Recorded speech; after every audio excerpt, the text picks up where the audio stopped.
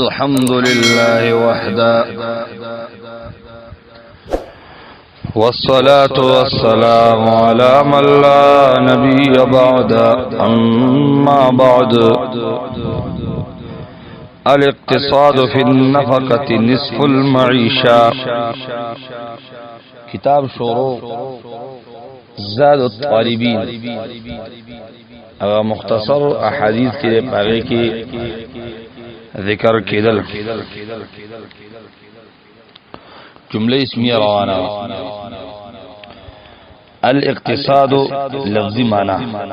الاقتصاد درمیان روی کول فی النفقت خرچی کولو کی نصف المعیشہ دا نیم کول درمیان روی مطلب دار چی فضل خرچوم نکول او شمتیم نکول درمیانا خرچه چی نکول نو دیتا نصف المعیشہ نیم جوان دا چی ویلے شوی لیکن قرآن کریم کم اللہ وی ولا تجعل يدك مغلولة إلى عنقك ولا تبسطها كل البسط خپل لاس سټ تړلې شوم مگر زوا او پورا فراخ کوم تړلې شل کنایه د بخل نه او پورا فراخ کول کنایه د فضل خرچه نه او د مؤمنانو صفات کوم الله ذکر کوي سورته فرقان کې لم يسرفوا ولم يقتروا اسرافم نکی شنتیم نکی وکانا بین ذالک قواما وی بمند دے کے برابر اقتصاد فی نفقہ نو داخل کی نیم جون تیرولی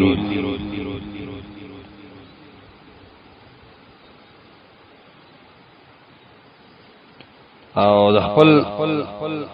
د خرچي پیدا کېدلو موافق خرچه کول تدلیل لغوي صرفي تحقیق الاقتصاد دا بوزن الاجتناب باب افتعال مصدر صيغه افتعال اقتصاد او دا په مجرد بابونو کې د ضربه یضربو ناراضي لکه قصد یقصد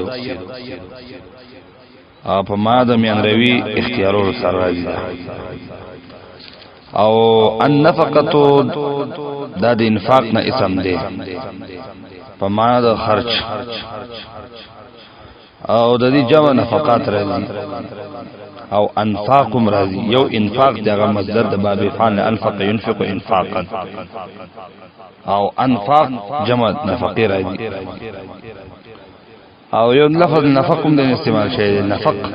سورۃ ویلې کی ان تبتغي نفقا فی الارض سورۃ انعام کی دا معنا ذکر دا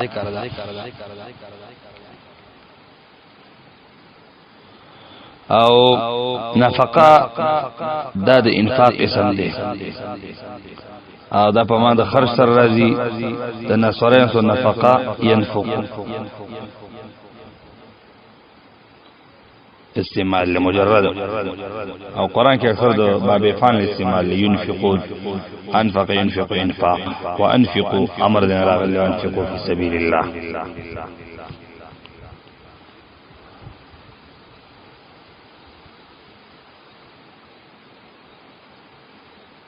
دا نفقه ينفقو چې مجرد د دین سیدا جدا باب ضربه یضربونه دی دیګ خیال نو ضربه یضربونه مجرد راځي او ينفقون هو هغه باب فعل نه دی بل دا نصف المعيشه نصف دا د نصره نصف ينصف مستعمل او دا لفظ نون سره استعمال لے نون پکې ذکر لے نصف او د جمع نصف تسلیث معنی دار چي ده دیوته نصف درې وړه استعمال او جمع انصاف راځي المعيشة دا ضربه يضربون هذه عاش يعيش أجفت باع يبيع وذا معيشة دا غينا مصدر دي فما دا جوان تيرو سلام